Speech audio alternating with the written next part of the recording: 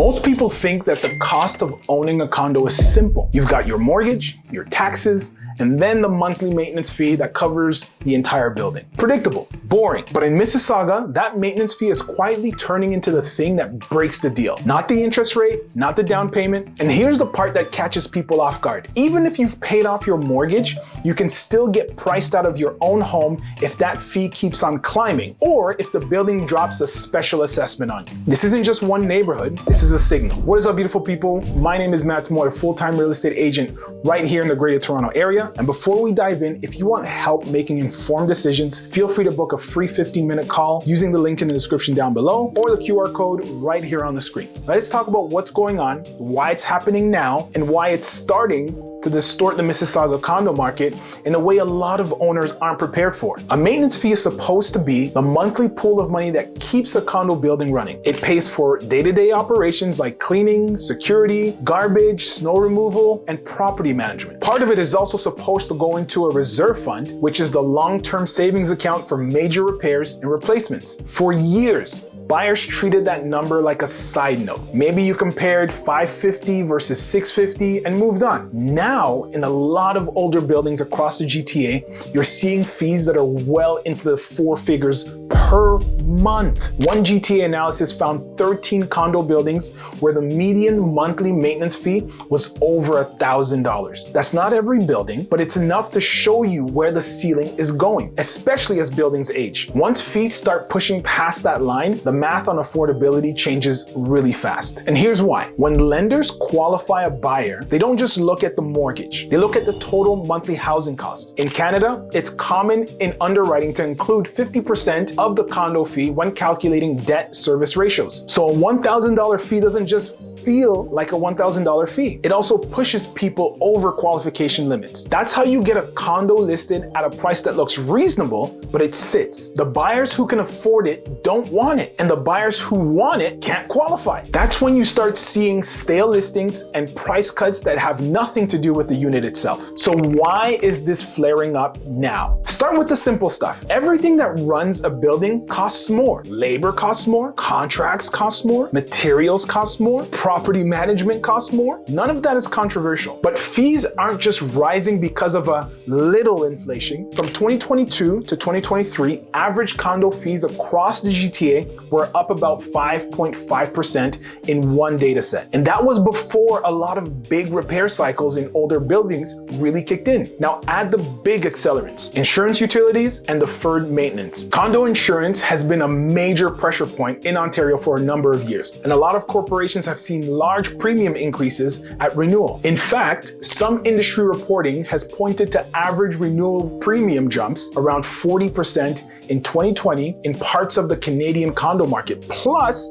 higher deductibles. Even if your personal condo policy doesn't change much, the building's policy is a line item that hits the operating budget, and that cost flows straight into the fees. Utilities are another one, and this is where Mississauga gets specific. Mississauga is in Peel region, and Peel changed its water and wastewater billing structure starting April 1st, 2024. Instead of one consumption charge, bills now have a service delivery charge plus a consumption charge. That fixed charge is designed to cover fixed infrastructure costs, and it shows up regardless of how much water the building is actually using. Now stack that on top of aging buildings. A lot of Mississauga's condo stock isn't new. There was heavy building through the 1990s and 2000s, and many of those buildings are now hitting the expensive part of their life cycle. That's when the concrete garage starts needing restoration, the windows and exterior begin to fail, and the elevators become a serious issue. These aren't cosmetic upgrades. These are essential systems. And this is where the reserve fund becomes the whole story. Ontario condo corporations are required to do a reserve fund study on a regular cycle, and those studies are meant to forecast major repairs and set a funding plan. If the building is collecting enough money early, owners don't get hit with a massive bill later. But if a building kept fees low for years or underestimated what those repairs would cost, the reserve fund can fall behind. Then the building hits a moment where something has to be fixed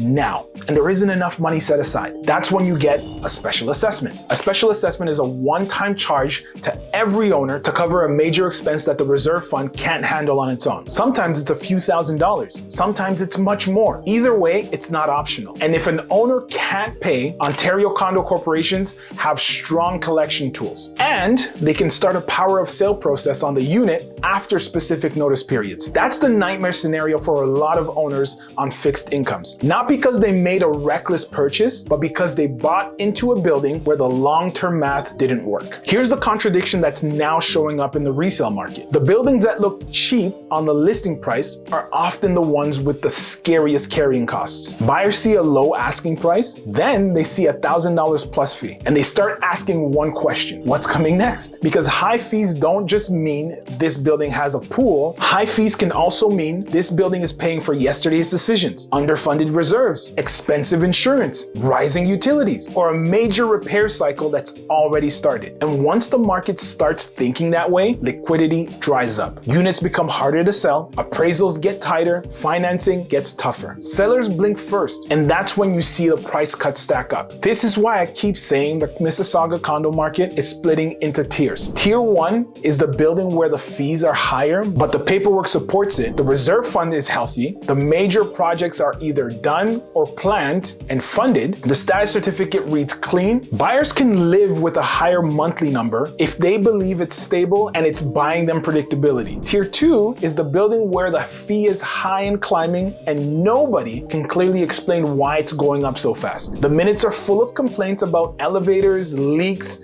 and surprise repairs. The reserve fund study shows big future costs, but the fund balance doesn't match the forecast. That's the building buyers avoid, and it's the building owners get trapped in. And tier 3 is the newer condo that looks safe because the fees start low, but the first real budget after turnover tells a different story. Developers can market low fees early, but once the owners take control and the actual operating costs are clear, fees can reset upward quickly. If you're watching this and you own a Mississauga condo, the important part isn't the headline number on your monthly statement. It's the trend, and it's the reason behind it. When fees rise because a building is funding real work, that's one story. When the fees rise because the building is constantly reacting, that's a different story. And you can usually see which story you're in by looking at the building's basics. Is the reserve fund study current? Are major repairs already tendered or underway? Are there lawsuits? Are there repeated emergency repairs? Is insurance a growing share of the budget year after year? In this market,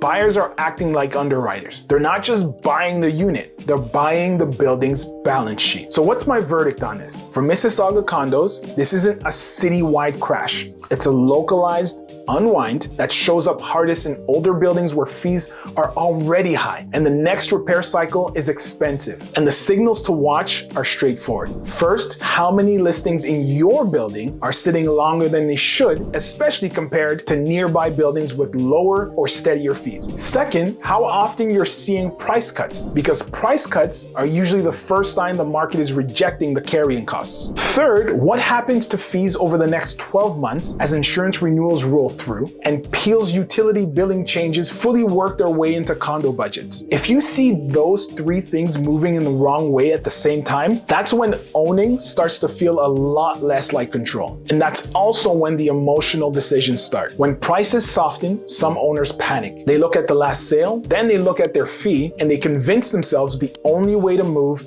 is to dump the unit before it gets worse. That's exactly the kind of moment I unpack in this video right here. It's about a condo owner who thought panic selling was the smart play when prices started dipping. Put it next to what we just covered on fees, and you start to see how quickly fear can turn a paper problem into a real loss.